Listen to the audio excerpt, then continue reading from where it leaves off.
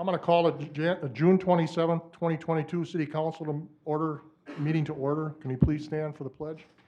I pledge allegiance to the flag of the United States of America and to the republic for which it stands, one nation, under God, indivisible, with liberty and justice for all.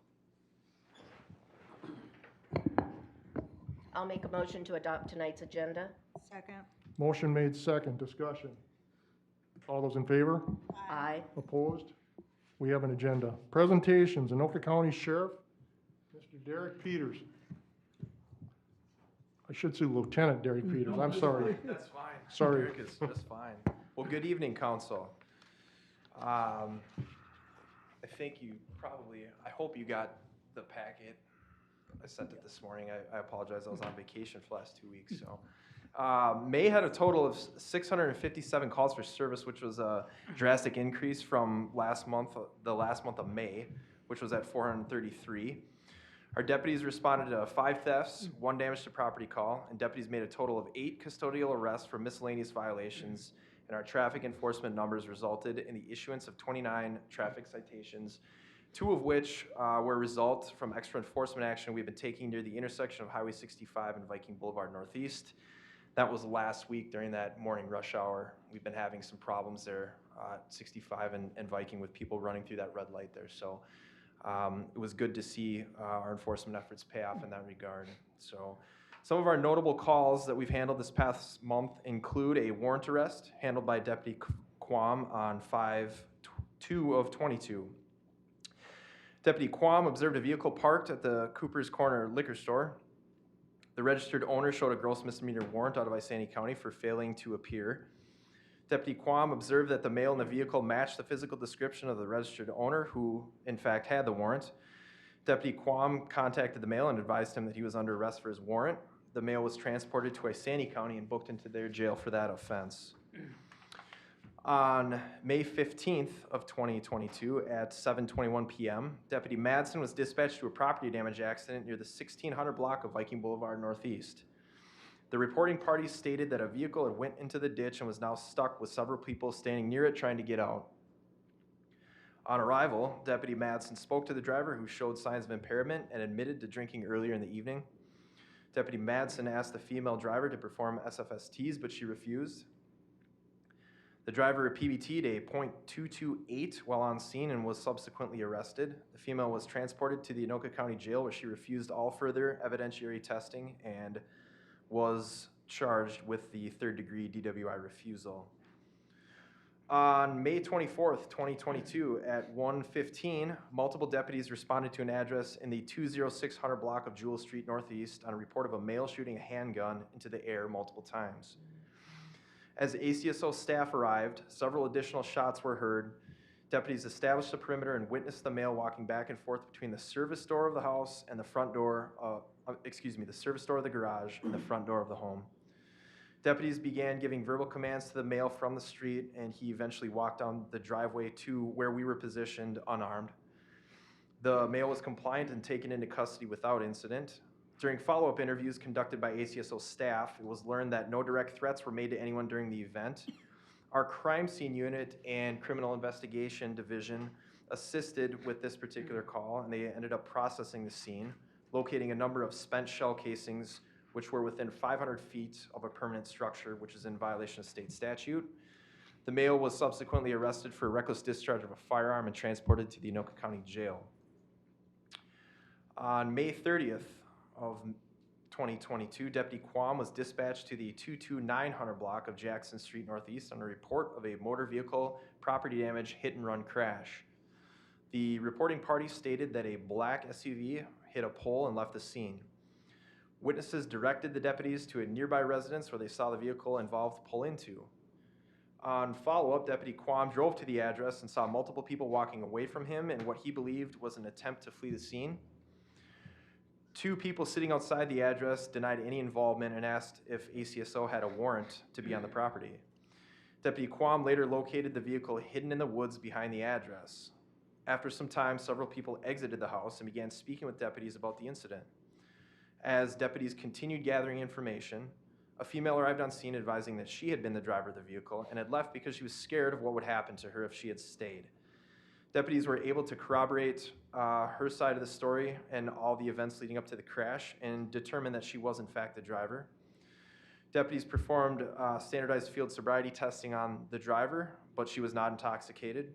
She was subsequently cited for leaving the scene of an accident, reckless driving, and failure to show proof of insurance. Finally, on May 30th at 10:45, Deputy Cutler stopped a vehicle at Viking Boulevard Northeast and East Bethel Boulevard Northeast after seeing it driving with no headlights and no taillights. Upon speaking with the driver and front seat passenger, Deputy Cutler detected the strong odor of marijuana emanating from inside the vehicle. During a search of the vehicle, Deputy Cutler located several items commonly used to smoke marijuana and a total of 58 grams of suspected marijuana. During an interview conducted by Deputy Cutler, both the driver and passenger denied that any of the suspected drugs or paraphernalia were theirs. The contraband was seized and evidenced to await further lab testing. The case was forwarded to the Anoka Hennepin Drug Task Force for formal charging.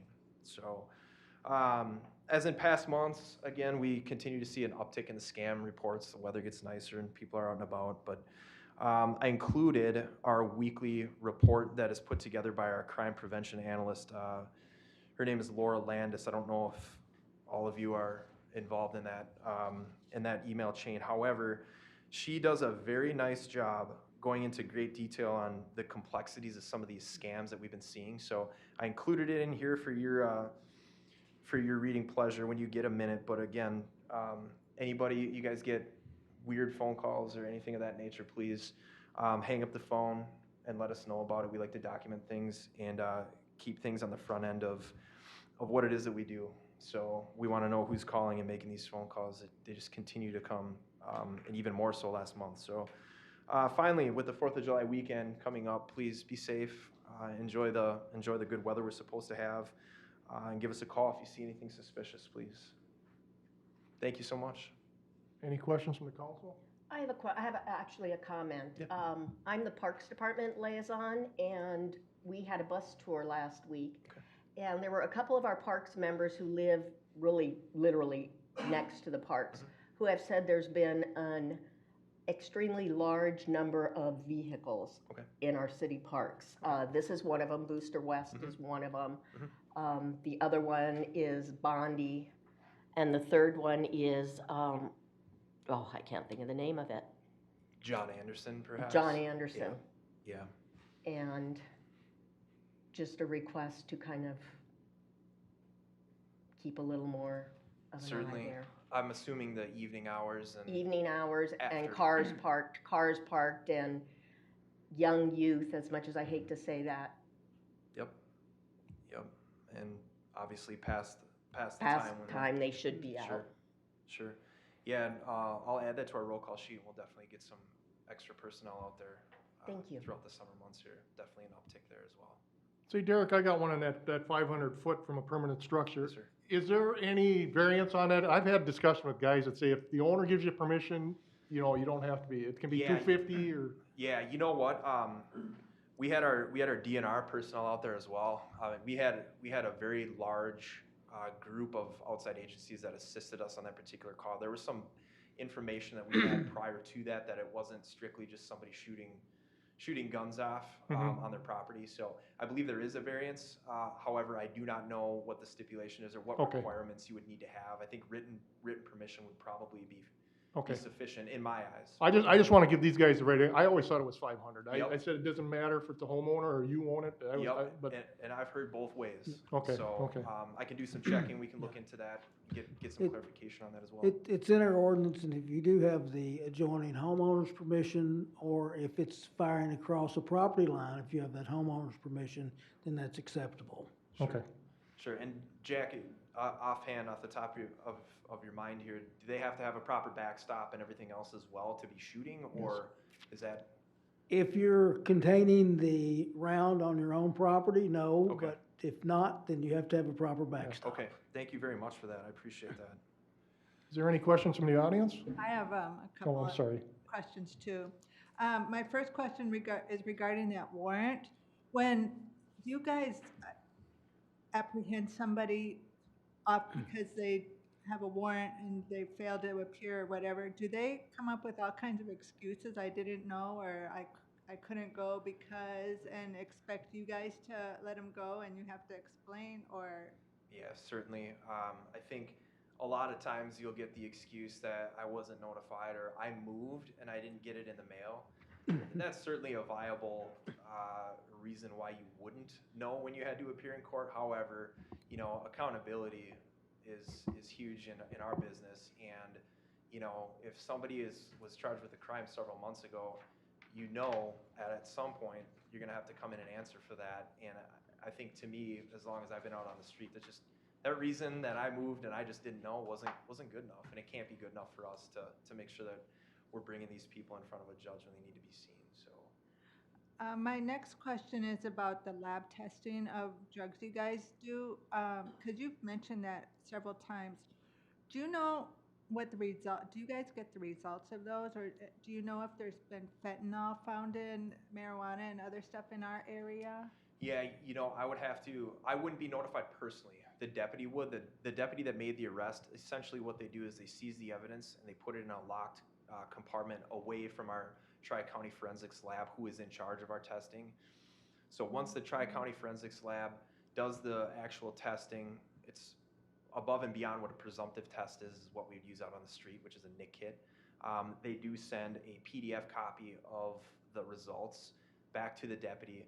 And sometimes what's interesting is you're reading it and you're going, I don't know what that is. You know, this is something more than tetrahydrocannabinols, which is THC that you'd find in marijuana. You would see other things in there. That would be an indicator that there's the presence of a separate substance within that chemical compound. Now, with that being said, if I saw something and I didn't know what it was, I'd ask one of the lab techs and they'd definitely be able to tell me. But to come full circle on your question, I haven't seen any fentanyl come across my desk in a report fashion. So certainly, I think that would definitely come to my attention. I know we treat that with the utmost care, like we do with everything else, but this is in a class of its own, certainly. Absolutely.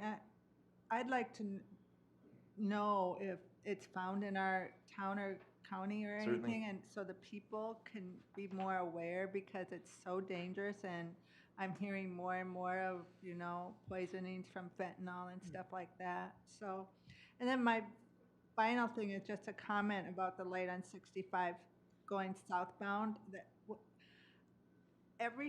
there hasn't been a time I've been there and that arrow hasn't turned green for me to go. And I used to be a heavy foot, you know, as soon as that light turned, I'm out of here. But there, every time, and I know it has to turn red a second or two before mine turns green, but every single time there's a truck or something going through there. So I am so thankful you guys are monitoring that light a little bit better. Yeah, we took a phone call from the city and we just had some extra presence up there during the morning hours. We thought maybe, you know, rush hour traffic is where you're going to see the most vehicles traveling southbound there. And it's almost as if they had no intention of stopping. I know exactly what you mean, and it can get frustrating and extremely dangerous. So we'll continue with those efforts. I'll report back next month here if we see any increase or decrease in what we've got going on here at that particular intersection. Yeah, I don't travel there in early mornings usually, but I think during rush hour, traffic might be going a little bit slower than when I'm there, because they're going 60, 70 miles an hour through that light. I mean, I think they step on the gas To make the light.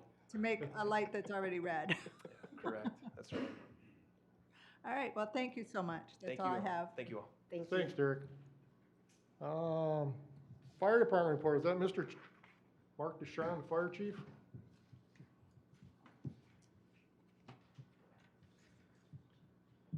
You're right, Mr. Acting Mayor, it is me. All right. So July 4th is coming up, weekend. Nobody likes fireworks better than me, okay? I enjoy fireworks. A lot of people do. We got a problem though. In Minnesota, anything that flies and goes bang, you can't have. All right, even if you go across the state line and get them. Now, I also am a realist, okay? Sometimes we accidentally end up with those, thinking maybe they're okay to use. Be careful. Please be careful, because they will hurt you if they're used improperly. They will cause a fire if they're used improperly. And if possible, go out and see the big show, all right? That's my words of wisdom on the 4th of July. Enjoy the 4th of July. There's really, even in these times, there's a lot to celebrate with the 4th of July. Okay? So, we continue our record pace as far as fire calls for the fire department. As of right now, we're at 446 calls for the year. And, very quickly, you can figure out that we're looking at, 900 calls. Last year, we were at 865. I wouldn't be surprised if, we are above the 900 mark. We are taxing our troops, there's no doubt about it. Our firefighters are doing everything they can, including coming to training, going to calls, and, they're working really, really hard. So, let's take a look at what happened in May. We had 97 calls, which is a record for May. 62 of those are medicals. We had 10 car crashes that we went to. We had 5 assorted alarms. Those would be fire alarms and CO alarms and that type of things. We had 6 calls that involved illegal burning or reported illegal burning and smoke. There were 10 in classification of other calls, and 3 fires that we attended. One was a building fire that was minor, and then we had a couple of vehicle fires. And we assisted one of our neighbors in a fire. So our calls continue to go up. They follow the same trend where over 67, almost 70% of our calls are medical. And I can tell you that when we get on the scene, our residents like having the fire department there, and we do assist the ambulance in packaging and the patient and sending them off. We had one call that I'm going to mention that was on May 31st. And it actually was a tractor accident. And once again, a lot of us do have tractors, small compact tractors that we use around the house and for different chores and things like that. In this case, the person was using it to move a very heavy log that had come down in a storm and trying to clear a kind of a driveway to the rear of his property, and maybe had it a little bit too high, and as he went around a corner, lost the center of gravity and it tipped over. Didn't tip over on him, but he was hurt bad enough that we sent him to the hospital. So when we're out there working around the house and the yard and stuff like that, be aware. Any questions? Any questions from the council? Mark, what's the count on the firefighters right now? Where are you at for? We're at 30. 30? Yeah. How did that job fare? Did you get any people out of that job fair? We you did. had? We did a couple, and then we're also going to do a couple interviews here, it looks like Thursday. And from that pool, we'll be forwarding some recommendations. Okay, so what do you want to be, about 35 guys? Well, usually we've been at 35, and I Okay. think we'll get there again. Okay. So, the old rule of thumb is you want a third of your crew that's pretty close to retirement. You want a third of your crew being new. Yep. And then you really build off of that middle third. And that's still kind of the mix that we got. Yeah, because you got a lot of 20-year guys, and Yep. they could go anytime, so. And we do have middle guys too. Yep. So, yep. Okay, thanks. Yep. Any questions from the audience? Okay, Okay, Well- thank you all. Have a safe 4th. thanks, Thank Mark. you. 5.0 consent agenda. I'll make a motion to approve tonight's consent agenda. I'll second, and I'd like to pull E, F, and G, please. E, F, and G. And I want to pull item A. With that, to approve B, C, D, and H. All those in favor? Aye. Aye. Opposed? Those are pass. I'll start with item A. The bills, I think, Mark, you might want to come up for this one. I got some questions on the fire department, there was an $8,998 bill. Could you, I know what it is, but could you Sure. clarify that to people that, so they know? Well, it's to About, Rosenbauer, so. Yeah, about Yes. 60 days ago, I guess a little bit more than that, we had snow on the ground. When one of our fire trucks got hit on Highway 65. That was actually the repair bill for that truck. And I want everybody to know that the insurance company, the Minnesota League, if they haven't reimbursed us for it, the reimbursement is on its way. That's the part they didn't understand. They didn't, we Right. pay the bill, do we get reimbursed? And I s- Yeah, in this case, we went ahead and paid the bill Okay. with the okay of the insurance adjuster from the league. So- Okay, thank you. But that is, if it hasn't been reimbursed yet, I'd have to ask Mike if he got the money. Okay, It will be. thank you. With that, I'll make a motion to approve item A on the consent agenda. Second, All those in favor? aye. Aye. I do have a question on that. When, that reimbursement comes through, does it show up on the bills list? or No, it does not. Okay, that's all. That motion approved. Then item E. Item E is interim use permit.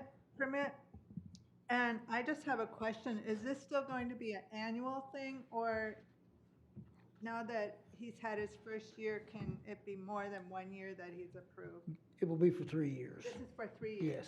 Awesome. Okay, that's all I have on that. With that, I will make a motion to approve item E on the consent agenda. I'll second it. Motion made, second, discussion. All those in favor? Aye. Aye. Opposed? Approved. Item F F. is the city administrator employment agreement. I brought this up before, of something that's in the contract, and that is his mileage reimbursement. It tends to bother me because we have city vehicles that can be used. And I'm just wondering if we need to keep this clause in there, or we can take it out and insist that everybody use the city vehicles. In my case, I use a city vehicle whenever it's available. However, 2 of those vehicles are designated for the building department. Their inspections vary. It's very difficult to be able to reserve one of those during the day for use. The only other vehicle we have is a 2008 Ford Explorer, which we currently are getting ready to probably put up for declaration of surplus property. Sits in the garage. We put a piece of cardboard under it. It's got a severe oil leak. It's only used to go back and forth to the post office. So in order for staff to use city vehicles and have one available, we'd probably have to buy another one, because the building inspection department utilizes those most of the day off and on, and when you need to go out, they're usually not available, or if you take one, you're interfering with their inspection appointment times. Okay, that's a good explanation. Thank you.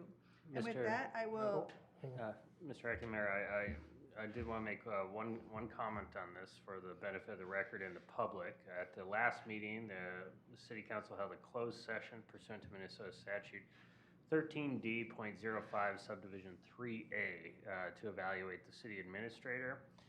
That evaluation was held, and this contract extension is a result of the evaluation. Okay. Thank you. Thank you, Thank you. Chris. and with that, I'll make a motion to approve item F of the consent agenda. I will second it. Motion made, second, discussion. All those in favor? Aye. Opposed?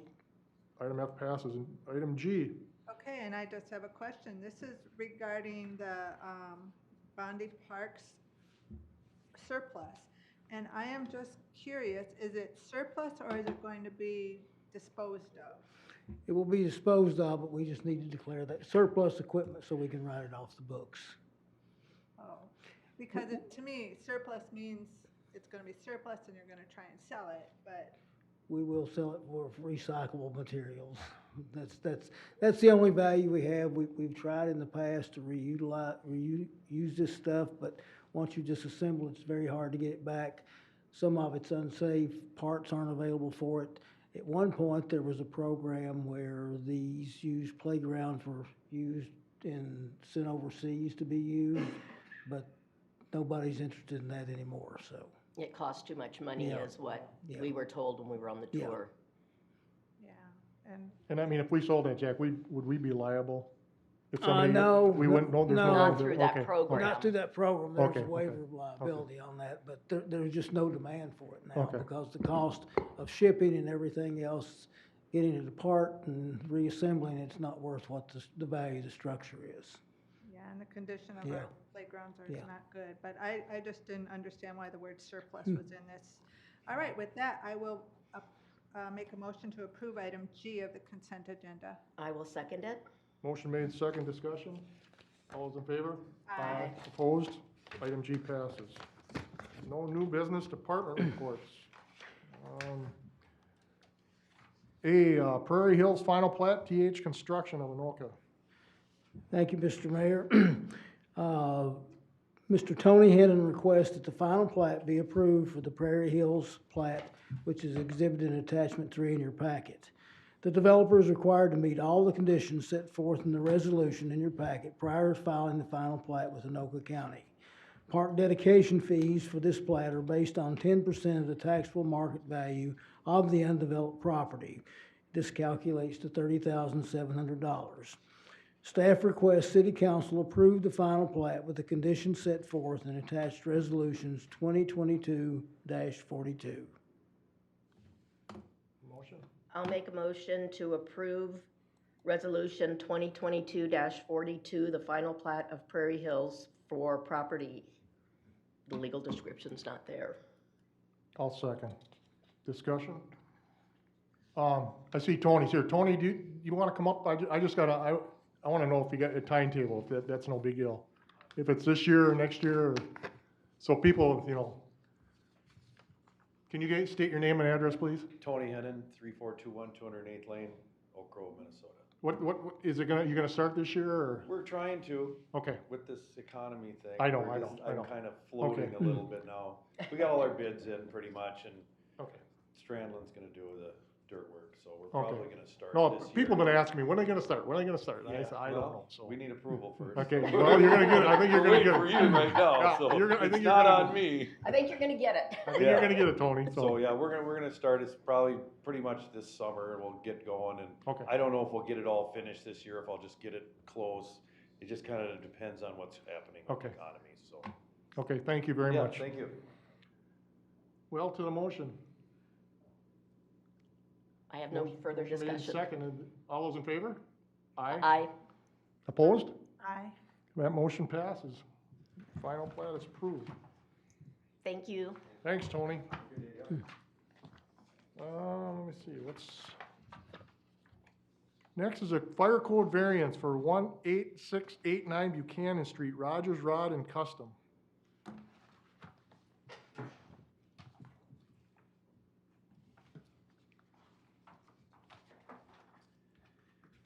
Good evening, Council. My name is Ben Uden. I'm the fire inspector here in the city of East Bethel. So just a little background information. The property owner is seeking approval for a variance to eliminate the requirement of a fire suppression system installation as required by Minnesota State Fire Code. The variance request hearing is required per Minnesota State Statute 299F.011 subdivision 5. The business is a custom automotive finishing company, which includes bodywork. Paint and other spray finishing is a common part of their business. At an annual fire inspection on 2/9/2022, it was noted that the building's spray/paint booth does not have a fire suppression system installed. According to the state's fire code, 2404.4, spray booths and spray rooms shall be protected by an approved automatic fire extinguishing system complying with Chapter 9. Protection shall extend into the exhaust plenums, exhaust ducts, and both sides of dry filters where such filters are used. Therefore, a suppression system is required to be installed. The business was subsequently cited for the fire code violation with the reinspection scheduled for 5/1/2023. Consideration of a variance requires that the requesting party show that the following are met: that there's a substantial compliance with the provisions of the fire code, the safety of the public and building occupants will not be jeopardized, and undue hardship will result in the requesting party unless the variance is granted. Minnesota State Statute 299F.011 Subdivision 5 states that no appeal to the state fire marshal for a variance from orders issued by a local fire official from the state fire code shall be accepted until the applicant has first made application to the local governing body and the local unit has acted on the application. The City of East Bethel City Council is the local governing body in this instance, as there is no local board of appeals. And you as the council may move to approve, deny, modify, or defer the variance request to the state fire marshal's office. City council is requested to discuss a fire code variance request to not require a fire suppression system to be installed at 18689 Buchanan Street Northeast, and then vote to approve, deny, modify, or defer the variance request. On council's review or issues of concern raised as a result of any public comment, the fire department recommends that the council defer the matter to the state fire marshal's office. The state fire marshal's office has more expertise in the fire code specific to suppression systems and can make a better determination as to the presence or absence of risks associated with the fire code violation. Does anybody have any questions? Has there never been a fire suppression system? They've been in business for a long time. Yeah. 40 years. Well, we've been there 18 years. That location you've been for 18 and a half. Yes, and we were required to, we had, in order to even do it, we had to put in special, like, shutters to come down. We couldn't have one big open space because of fire, so we had to. Could I have you come up to the mic and state your name, address, and then, because this is recorded. Sure. Please. Absolutely. My name is Paulette Rickey with Rogers Rod and Custom, 18689 Northeast Buchanan Street. We have been operating there for 18 and a half years. When we came to the city to put the building up, they knew that this was going to be in there and that we were going to be painting cars. We do it about 5% of our business is using the paint booth. So we went through the hoops they requested us to, which we appreciate. You know, we, like I indicated, we put the shields up our shutters. We had to put in, you know, the one has special glass. We wanted an entire open concept building. We couldn't do that because of fire at that time. We had to, you know, break the building up into 5 different areas. So we followed that. Now after, you know, they inspect our building every year, they've seen it, and now they want us to go ahead and do this. It's going to be detrimental to us. I mean, we've got 5% that we're using of our business to do this, so now I have to come up with that 5% revenue to offset the expense to get this done. And the only difference is now there's, you know, city sewer and water, and there are other automotive restoration shops in the area that have not been required to do this as well, which is neither here nor there. We want to do what we're required to do by the city, but we also want you to understand our side of it. Okay, thank you. Any questions? We are a restoration business, so we're not a collision shop, so we don't paint 8 cars a day. If we paint 1 car maybe every 3 to 4 weeks, that's lucky. Okay. So it's not like we're doing 8, 10 cars a day, so just so you know that too.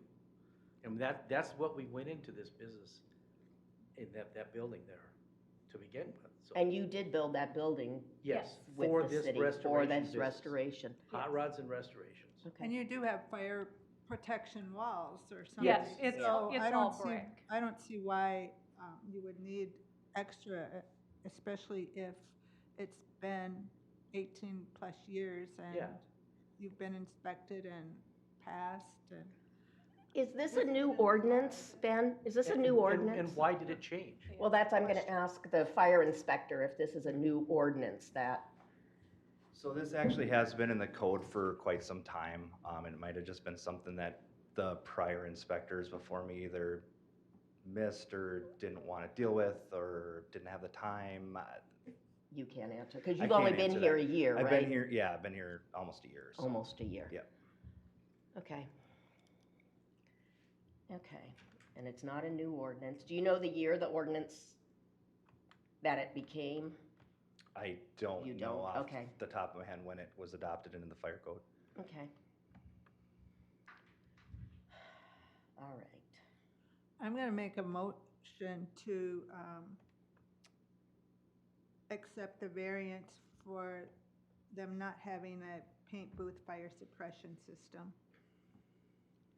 Motion made. Is there a second? I'll second that. Motion made, second, discussion. So now, Jack, this won't go to the fire marshal? Are we the final say, or will it still go to the fire marshal? If we issue the variance, it won't go to the fire marshal. If we decide that we do not have the expertise to do this and refer this to the fire marshal, that's the situation in which they would review it. Ben, do we have the expertise? What's that? Do we have the expertise? He just said, if we, you know, do you feel comfortable or not? The state fire marshal would have the more information, and they have more background on the code specific to the paint booths and everything. Okay. There's never been an issue there that I'm aware of, has there, Jack? 18 years. Nothing that's ever been reported to us. Never.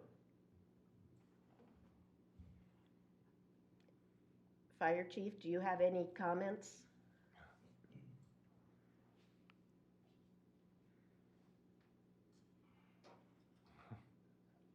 So this is exactly why the variance process has been put into place.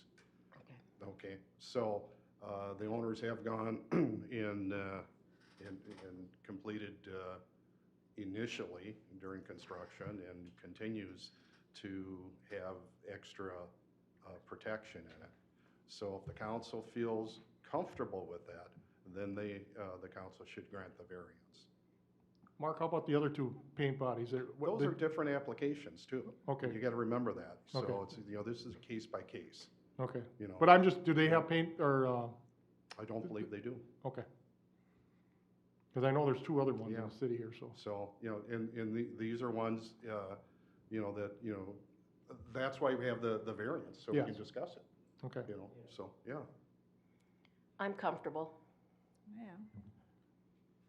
Well, a motion made in a second. All those in favor? I, Opposed? Aye. It passed. So.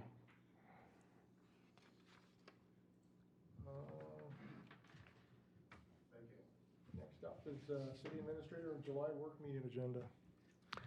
Our monthly work meeting is scheduled for Tuesday, July 5th, 2022 at 7 p.m. The following item is recommended for discussion, and that is the 2023 preliminary budget. At the public forum tonight, it was recommended that the item of returning the public forum back to the regular agenda be added to the work session. So I would also recommend we include that, as those would be the two items that be our work meeting agenda for July 5th. I'll make a motion to accept the July work meeting agenda. Second. Motion made second, discussion. All those in favor? Aye. Opposed? You've got a work meeting then, Jack. Okay. Next item, Cambia Hills escrow. As part of the developer's agreement for the Canby Hills project, the city required a letter of credit in the amount of $88,060.50 as security for the landscaping and other non-building exterior improvements.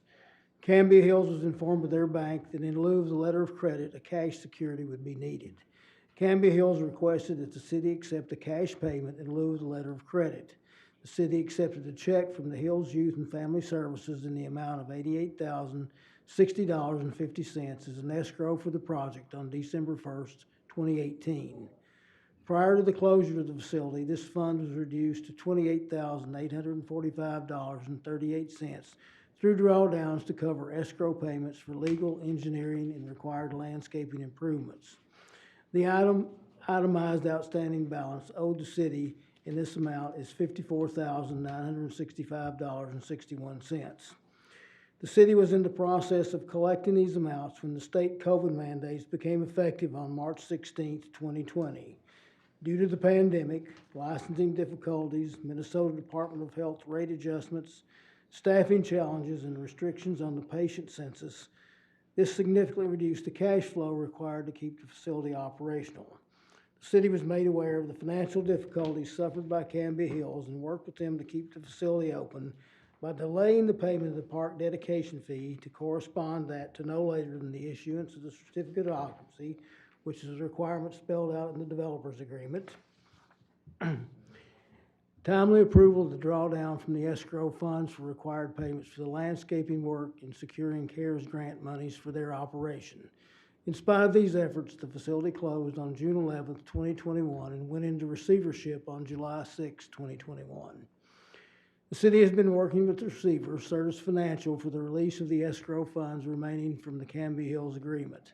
The city's goal is to assist in the process of locating an operator for the facility identical or similar to the service provided by Cambria Hills without creating any additional obstacles to the sale or lease of the facility. As this was a medical facility project, the State Department of Labor and Industry had the exclusive jurisdiction over the entire permitting and inspection process, with the exception of any items that were included in the developer's agreement. In this case, only those items related to landscaping and city fees were outside the responsibility of the Department of Labor and Industry. In addition, the Department of Labor and Industry had the responsibility of the issuance of their certificate of occupancy for the facility, and this was clearly made aware by the city that park dedication fee payment was a condition of the release of the CO by the Department of Labor. The Department of Labor was notified by the city on June 14, 2020, and on June 9, 2021, that park dedication fees were to be paid before the certificate of occupation was issued. Cambria Hills issued the closure notice on June 9, 2021. The facility closed on June 11, 2021. The Department of Labor did not issue the certificate of occupancy until June 14, 2021. The city never received any notification on the release of the CO. The closure announcement was a surprise to all involved and allowed no time to resolve any of the outstanding issues with the city. In discussions of this matter with the city attorney, it is recommended an agreement with the joint waiver of future claims would benefit both Certus and the city and provide the city with direct authorization to use the escrow funds. This action would be mutually beneficial to achieve that finality. In regards to the potential collection of this debt, U.S. Bank is a $27 million secured creditor to be paid first with any and all assets Cambria Hills has remaining. The city's claim is an unsecured claim for approximately $26,000. As we would be at the back of the line of creditors, it would be remotely unlikely we would collect anything on that outstanding claim. The special assessment for the utility extension and the 189th Street improvements constructed to serve Cambria Hills at 900 and 189th Avenue is separate and not included as a part of any escrow settlement. Staff requests City Council authorize the city attorney to prepare an agreement for the release and use of the current Cambria Hills escrow funds to satisfy any unpaid accounts with the city, apply the remainder of the balance to the park dedication fee, and formally close this matter between the city and Certus. I'm gonna make a motion to authorize the city attorney to prepare an agreement for the release and use of the current Cambria Hill escrow funds to satisfy any unpaid accounts with the city, apply the remaining of the escrow balance to the park dedication fee, and formally close this matter between the city and Certus. I'll second. Motion made, second, discussion. I think it's the best we're gonna do. Yes, I because agree. we could probably get nothing if Get we nothing tried to at fight it. We 27 probably million wouldn't to get it done. US Bank. I Right. mean, we're so far down. Yeah. Take what we've got and go. To the motion, all those in favor say aye. Aye. Opposed? That motion passes. Do you know when it'll get released and when we might? As soon as we can get the agreement, Chris, could we have that by the July 11th meeting for approval? Oh, certainly. Okay. Certainly, it'll be a pretty simple agreement, and we already know that Certus is interested in it, so. Yeah. One other thing that Chris mentioned to me is currently before the legislature, there is a possibility that park dedication fees for non-residential projects will be Done taken away off the with. books. That might disappear. So we, in order to fall still under this, Okay. the quicker we can get this done, the better off we'll be to get that money. Yeah, it's actually a case pending before the state Supreme Court right now that might or might not, we'll see how it goes, but might reshape park dedication fees and the ability to collect them on all property. Wow, Okay, well, thank you. thanks for the information. Yep. Next item, 70G3, St. Francis Youth Hockey Fundraiser Request for Ice Rental Donation. The St. Francis Youth Hockey Association requested and City Council approved an ice time rental donation for a hockey tournament fundraiser for the group for March 11th through 13th, 2022. The $10,000 raised from this event in conjunction with city upgrades are being used for improvements to the arena. The St. Francis Youth Hockey Association is requesting another ice time rental donation for a hockey tournament fundraiser for September 16th to 18th, 2022. The ice time donation that they are requesting would waive rental fees of approximately $4,000 for the use of the facility. Utility costs for the event are estimated to cost $2,400. There would be no additional charge for Gibson Management Services for this tournament. Funds raised by the event would be split equally and the city's share would be dedicated to arena improvements. The rental agreement that was approved for the March 2022 tournament would apply to this event and is exhibited in Attachment 1 in your packet. Should City Council approve this request as presented or modified, the St. Francis Youth Hockey Association would be responsible for coordinating the details of the tournament with Gibson Management. Council is requested to consider the request for donated ice time rental fees for the September 16th through 18th, 2022 tournament, with the proceeds from the event being equally divided between the St. Francis Youth Hockey Association and the city. I'll make a motion to approve the donated ice time and rental fees for the September 16th to 18th, 2022 tournament, with the proceeds from the event being evenly divided between St. Francis Youth Hockey Association and the city. I'll second. Discussion. I just want to make a comment because somebody called me on this and they thought that the proceeds were not going to be used for improvements, but they are. All of the proceeds are being used for improvements.